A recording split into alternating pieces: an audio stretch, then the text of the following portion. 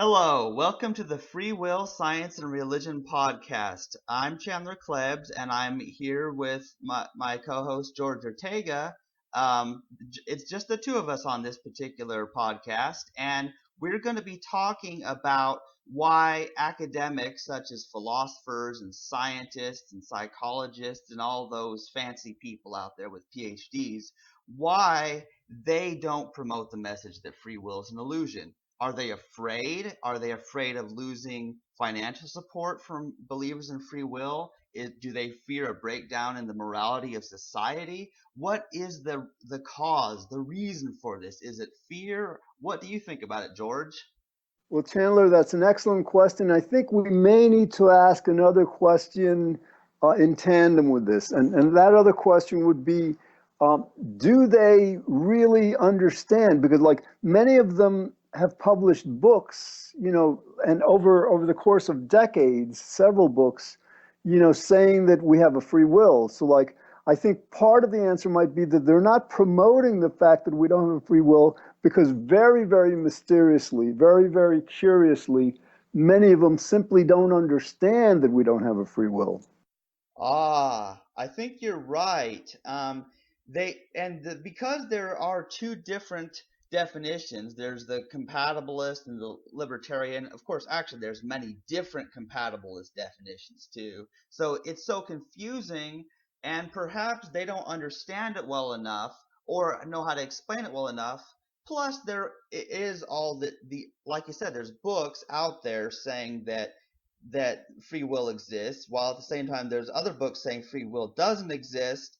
And so the controversy about this could be another reason. It's sort of like, just like the debate about whether God exists or the creationist versus evolution debate, that people are afraid of getting into the controversy of this and making a statement that something does or doesn't exist because either way they've got tons of people mad at them. Yeah, again, we're trying to figure out, because according to basic logic, cause and effect, causality makes free will impossible. But if you try to refute that, as many of them do, then acausality or randomness or probabilities, that also makes free will impossible. So like the basic logic of why free will is impossible is so clear, is so powerful.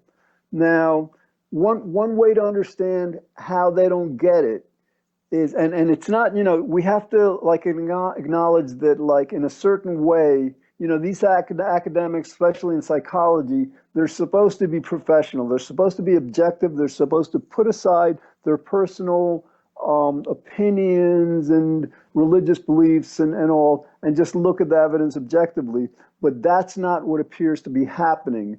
Go ahead, Chandler. Yes, the reason that's not happening is because it's impossible to be objective. This is something that's weird. People say that we need to be objective and not let our biases affect the way we interpret information and communicate it. But it's impossible. That is an example of why we don't have free will. There's no such thing as looking at something objectively because any new information that we read or hear gets filtered through all our experiences in the past related to it. And I think this is an important thing that needs to be pointed out, how nobody is truly objective. Nobody is truly unbiased about anything. What do you think? Chandler, I understand your point, but for example, like in science, for example, like, all right, in math, we learn that 2 plus 2 equals 4. Okay. Now, this is our general understanding. And like, it might be for some people that like when you apply this to their finances and they find out that, it doesn't work, in their favor, they want 2 plus 2 to equal something else, but it doesn't, 2 plus 2. In other words, like, I think there's some quote unquote objective facts that are so clear, for example, existence exists, reality exists. I think that's an objective fact. And it would be pretty difficult for someone to kind of like, overcome that through their emotional needs or something, So I think what I'm saying is that like yes, while we can't be completely free from influences of our emotions and our needs and stuff, in some, related to some basic understandings of reality, I think that it should be fairly easy to just overcome that and just like, basically just abide by the clear logic of whatever it is we're exploring. Ah, I see your point exactly, George. Because here's the thing. Even though it's true that we can't really be free of our biases, there are objective facts which we can observe which are not subject to human interpretation or bias or opinion or whatever. Two plus two equals four, whether you're a Democrat or a Republican. So I get what you're saying, and this is actually very important because I want to mention in the debate about morality, people debate is morality an objective fact, observable and demonstrable by science, or is it just some matter of opinion, which is kind of the dumbest thing I've ever heard. And here's why that's the dumbest thing I've ever heard. And maybe you'll understand this is that first of all, our opinions can be explained scientifically because everything has a cause, and there's going to be a cause for our opinions and our biases too, so there's still objectivity even when things appear to be subjective. Yeah, no, I agree. And sometimes with morality, okay, like, and we should like pull back to the free will thing after this, but morality, like, it really depends on how you define it to know whether it is or not. For example, like, this British philosopher John Locke defined goodness as that which creates happiness. Now, to me, that definition sounds very accurate, but the problem for us is that, like, a lot of times we don't know whether what we do is going to create more happiness or less. Let me just briefly. There's this parable of three men that go to a wise man in their village and ask them a certain question. What happened was this boy was given a horse, as a gift, and these three men want to know if that was a good thing or a bad thing that the boy is given a horse. So basically, they go to the wise man, and the wise man says, "Wait and see." That's his answer, right? Let's see. And so here's what happens. So, like, all right, a few days or whatever goes by, and then like the boy falls off the horse, breaks his arm. Okay, then they go back to the wise man, and they ask him, they say, well, I guess it must have been a bad thing that he's gotten the horse because of this, right? So he says, wait and see. So then all of a sudden, yeah, so the region all of a sudden gets involved in a war, and everybody has to go off to war. People are like getting killed and injured and stuff. But this boy that has a broken arm doesn't go off to a war, so he's saved from that. And then they go back to the wise man and say, "Oh, it must have been a good thing." And he says, "Wait and see." Now, I don't know how the rest of it goes, but you can see that a lot of times we just can't know what's going to be ultimately, for the good or not. Oh, I get the moral of the story, George. This is right interesting because I totally get what you're saying here because I generally agree that, morality is, good is whatever creates the most happiness. And yet we can't always know what's going to make us happier, whether us or other people around us, what will make us all happier in the end. So that's the thing that's interesting. And because then we get into the subject of uncertainty and how it's our lack of knowledge of the future and how what we're doing now will affect the future. And yet our our will is not free from our predictions and beliefs that doing this will be good or bad in the future. Absolutely, absolutely. All right, so getting back to, like, why these academics don't understand this. Um, Again, there's several possibilities, and I don't think they're either or. They could be like mixed together. Um, One is like you suggested to begin with, that they kind of get it. They get that free will is an illusion, but the free will belief is so ensconced in our society. Religion's promoted, and just like it's so firmly established that they are afraid to go against the establishment. That makes sense. In other words, like this need to kind of like be upstanding citizens and like respected in their communities, in their colleges and all, trumps their understanding of reasoning. Yes, and I understand this, George, because there's a certain fear, and this is something that's experienced. Like, let's say that you no longer believe the religion that you grew up in. You are afraid of people knowing that because they will treat you bad and they'll try to convert you and all sorts of stuff. And there's also another thing, and I figure this is an example of something that's highly dangerous. If you're somebody who, for moral reasons, is against eating meat or other animal products because of animal suffering, well then the massive majority of the carnivorous culture, well, they just think you're crazy. And this is something I've experienced. Like, well, what's wrong with you? Everybody eats meat. And I'm like, no, no, please, no. It's like, and so there's a certain fear involved when you are challenging a tradition that's gone on for longer than you can imagine, and everybody is part of this. It's sort of like you don't want to be in that position of having to explain why you will not eat Burger King and McDonald's. You don't want to be put in that position. And so a lot of people cave in. They just give up on vegetarianism or veganism and just go ahead and eat the way everybody else is, just to avoid the conflict, the fear of challenging that.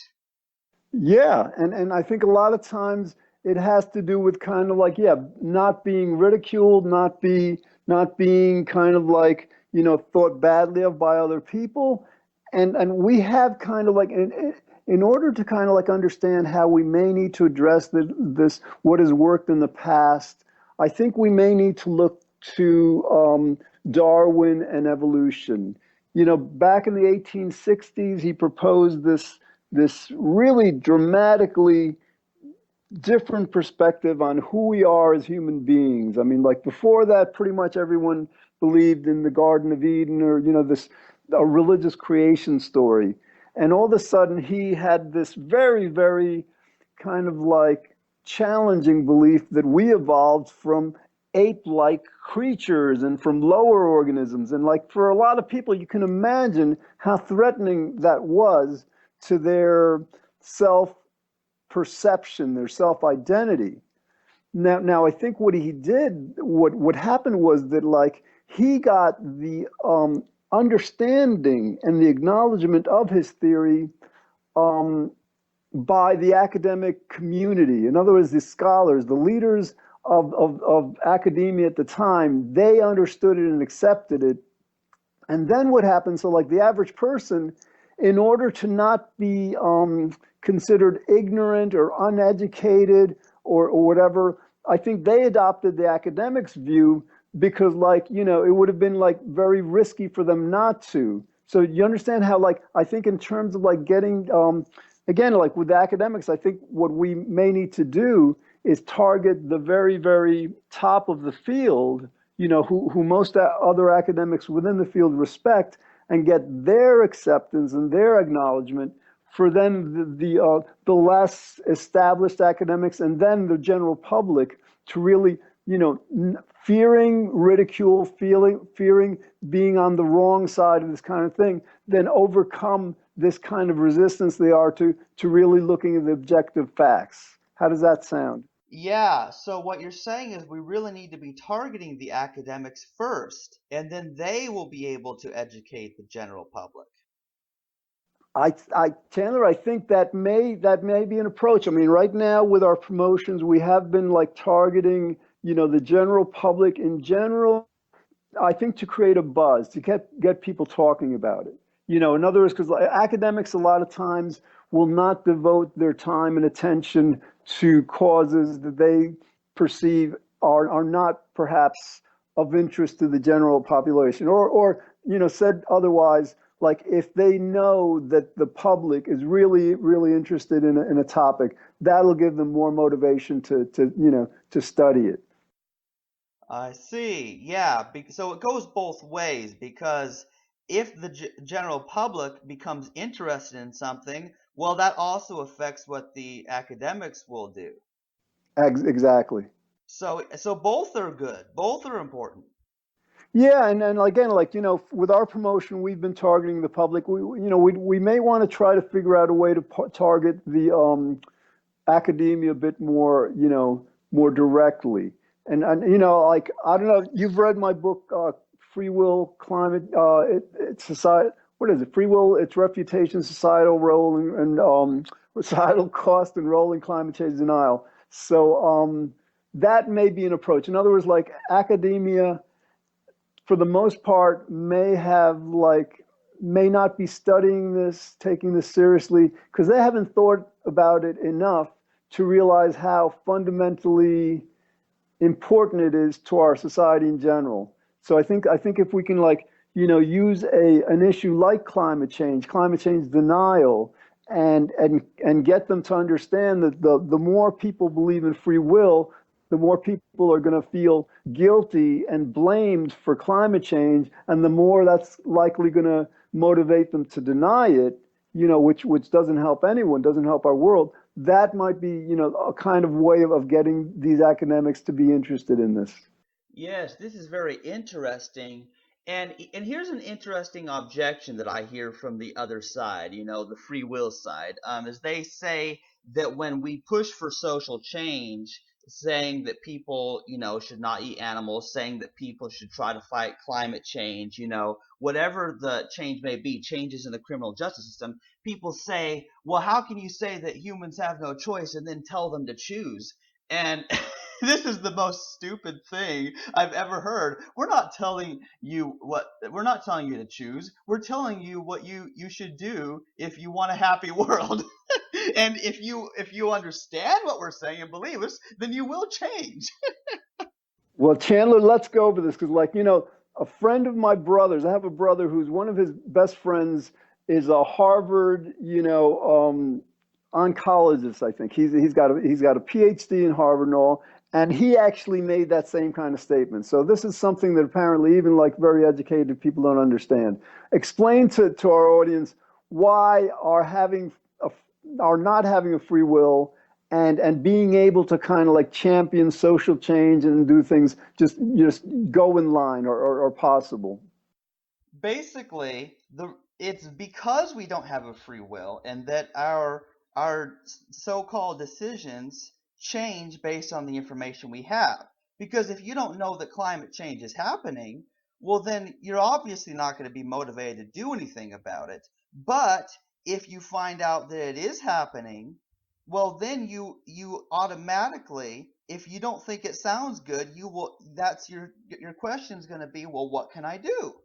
And so if you find out that there's something you can do to help it, well then you will. And if you're a person who wants the earth to burn up and the sea level to rise 20 something feet and flood everyone, if you want that to happen, well then you still aren't going to do anything to fight climate change, obviously. But it's those who already care about the planet, already care about life on the planet, that when combined with the knowledge of what's going on, they will change. Their behavior will change because of that information. That information and the truth becomes a causal influence on them. Okay, that's excellent. That's, and like let me try to just do that kind of explanation in different words because like what I've found, from leading like dozens and dozens of meetup groups on this and discussions is that like people really need to hear these kinds of explanations really over and over sometimes before they really, really sink in. So basically what we're saying is like, yeah, we don't have a free will, but what we do matters. In other words, like, let's say our world needs to go vegan in order to reduce greenhouse gas emissions. Okay, now sometimes there's people who say, well, if we don't have a free will, then we can't do that. And then again, that's completely mistaken because basically what happens is like, because we don't have a free will, we don't get to decide whether or not we will promote that. And then the people who we're promoting it to, don't get to decide of their free will whether they're going to accept it or not. But what happens is like, reality will either, cause us to promote that idea and it be accepted and things evolve from there or not in this line. And like just the example of evolution is a perfect way of illustrating this. Um, because Darwin didn't have a free will, it really wasn't up to him that he discovered this theory. And it really wasn't up to him that he was able to kind of like promote it, that he was able to like write it convincingly. And then it wasn't up to the academians that he wrote it to, that they were able to understand it and accept it. And then it wasn't really up to the public doesn't have a free will, whether they would accept what academia was telling them about evolution, but that was what was determined to happen. Nobody there had a free will, but a major shift in our perspective of who we are as human beings happened about. So basically, we're trying to say, yes, nobody has a free will, but that does not mean that we can't change our behaviors in society in monumental ways. Yes, I agree. And to use one more example, I like to use the game of chess as an example. Understanding that you don't have a free will does not paralyze you and keep you from moving the chess pieces. Rather, if you understand how the game works and you want to win the game, then you have to move the pieces in the way that will lead to that effect. And what this also means that your moves are dependent upon your opponent's moves. And so that's the thing to understanding is it's this cause and effect and a relation between everything that's happening. And so change happens because change is inevitable. The only thing that doesn't change is change itself. And so people act like having a free will is required for things to change. And I'm like, that's stupid. The Earth rotates and goes around the sun, and and a ball rolls. I mean, things change. I mean, things change. But that change is not free from the causes of those changes. And I do think we will see changes in the world. In fact, I really think we kind of have to, because at a certain point, the worse a problem gets, the more obvious it becomes that it's happening, and people are less able to deny it. And so I think that the climate change denial is eventually going to just it's going to reduce dramatically as the climate gets worse and worse. I agree. And in terms of change, some people again they're saying that like that this free will issue that it just doesn't really matter that whether we know it that we have a free will or not.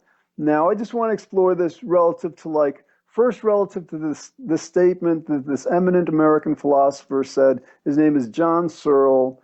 He's listed in terms of like philosophers who were born after 1900. He's ranked number 13 in the Stanford Encyclopedia of Philosophy as the philosopher who's been like ranked as someone who's been like cited by other philosophers more frequently than others. So basically, he was like interviewed by this psychologist Susan Blackmore about free will. And basically, he said that, if our world was to acknowledge that free will is an illusion, that we don't have free will, that would be, in his words, like I'm quoting, a bigger revolution in our thinking than Einstein or Copernicus or Galileo or Newton or Darwin. Now, Chandler, when he says something like that, why do you think he said that? Well, I think there are many reasons. And for one thing, it affects your everyday life. Whether the earth is the center of the universe or certain things like that, and even the creation or evolution, like it doesn't really, I don't think that affects your day to day life and stuff. But understanding the causes of your behavior and why you're doing what you do causes a type of reflection and education about knowing yourself and knowing others that's unlike anything we've experienced before. And it means changes in law, it means changes in religion, it means all sorts of changes in everything. And so, what I think we'll see is that we'll see our politics and religion line up with what science is already telling us. It will become part of our psychology, part of our knowledge, and people will see the importance of this because it's just so obvious. And I think it really is a big thing, because otherwise, if you don't understand it, then you tend to just attribute what people do, like, oh, they just chose to do it. And then someone asks, well, why did they choose to do it? Oh, no reason, they chose. And that's the kind of conversations I've had with people. And it's just the stupidest thing ever. And yeah, seriously, yes, there's got to be a cause. And I want people to get that message. And you're right, Chandler. So like basically you've just described a very pragmatic rationale for the world understanding that free will is an illusion. In other words, to the extent that we understand nobody has a free will, when people do things, we're going to be looking for the causes of why they did things when we do things. And one way that could be extremely helpful, for example, like here in the United States, we have a huge problem with crime. We incarcerate many more of our citizens than any other country in the world. I mean, it's really horrible. And so, like, what happens with the free will belief? Society condemns and indicts the criminal. So they just, basically say, well, this is a bad person. That explains everything. And so we're going to like punish the person, lock them up, and that's all we can do. And unfortunately, that doesn't work because what happens is like people do what they do, again, not having a free will to a large extent because of how society is, how society is structured and all. So in terms of this, the better we understand that we don't have a free will, the more we're going to like look for the causes of why people do what they do. And that's going to help us like reform not just individuals, but reform the society within which individuals live and that actually conditions individuals to act the way they do. So this is just one example of the really, really powerful influence understanding that we don't have a free will can have not just on this country, but across the world. Yes, and I agree because it's very practical. Because otherwise, you become what I call a free will fatalist. And I've talked about this before. The idea, like, if you believe that there's no causes behind the choices people are making, well, then there's nothing you can do about it. There's a problem because if there's no cause for it, well, then how in the world do you make change? So what I'm saying is that knowledge that everything has causes actually helps us make the changes that we already want to do. The point is, we did not choose to want to fight climate change, and you know what I'm saying? We didn't choose that. We already were people who wanted to do that, and it's the knowledge of determinism and the causality that allows us to make those changes more effectively. Absolutely, because it's only when we explore, the causes of the phenomenon we're looking at, or the causes of why we believe in it or don't believe in it, or have a certain understanding about it. The more understanding we have about those causes, the better able we are to navigate how we address these issues. Absolutely. Yes, this really is the biggest thing ever, and so I agree with John Searle. And Chandler, I think so. We've just been exploring kind of like some very powerful pragmatic applications of this understanding. But I think this also addresses something maybe much more fundamental, and it's similar to what Darwin did. Darwin again gave us like a worldview of ourselves that we evolved from single-celled organisms, ultimately. I mean, like that's amazing. That's mind-blowing.